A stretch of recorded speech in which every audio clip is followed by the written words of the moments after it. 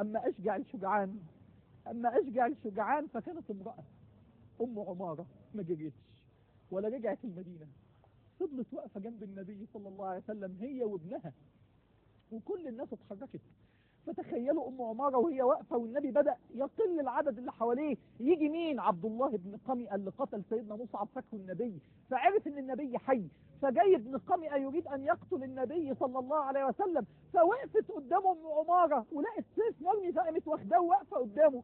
هي ما بتعرفش تحارب، هي امرأة كانت جاية يعني تسقي الجرحى، فلما لقت ابن قمئة قدامها وقفت قدامه، فيجي لها يمين، هو مش عايز يقتلها لان عيب ان العربي يقتل امرأة، هو عايز يوصل لرسول الله والنبي وراها، والنبي بيحارب مع واحد تاني وهي شايفاه عايز يروح للنبي من ظهره، فيجي لها يمين تجي له يمين، يجي لها شمال تجي له شمال، فبغاظ ابن قمئة فقام ضربها ضربة طيرت السيف من ايديها، تقول فهممت ان اجري فنظرت فاذا النبي وحده فثبت في مكاني. هنا يا جماعة لعل ام عمارة كانت مكاني الان، ما تبصوش للكاميرا جايبه مين الان، لكن تخيلوا ان في المكان ده واقفه ام عمارة بمنتهى الصدق ومنتهى الايمان عشان بتحب النبي صلى الله عليه وسلم. يا ترى لو كنت مكان ام عمارة وما فيش في ايدك حاجه كنت هتقف ولا تجري؟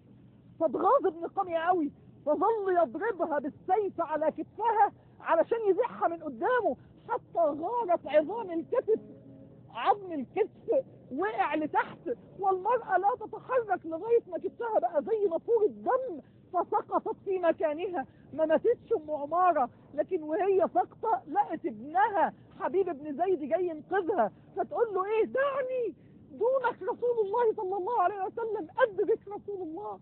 يا جماعة النبي حبيبك، مش بتقولوا على خطى الحبيب مستعد تدافع عنه كده؟ مش بطلب منك تموت كده، ده انا بطلب منك تعيش، تصلح حاجات سهلة، تصحى فجر، تعبد ربنا، تطيع رسولك، تصلح اللي حواليك، تصنع الحياة، تساعد معانا، فيسقط عظم كتفها وتسقط على الارض وتقول لابنها ادرك رسول الله وهي في نافورة من الدم.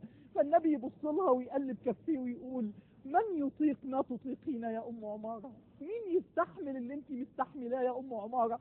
فوهي بدمها تبص له وتقول له اطيق واطيق واطيق. هنا قالت الكلام ده يا اخوانا، ده انا استحمل واستحمل واستحمل، ولكن اسألك شيئا واحدا، اسألك مرافقتك في الجنة يا رسول الله. فيرد عليها النبي ويقول لها لست وحدك، انت واهل بيتك كلكم انتم رفقائي في الجنة، انتم رفقائي في الجنة. شفتوا اللي حصل للنبي صلى الله عليه وسلم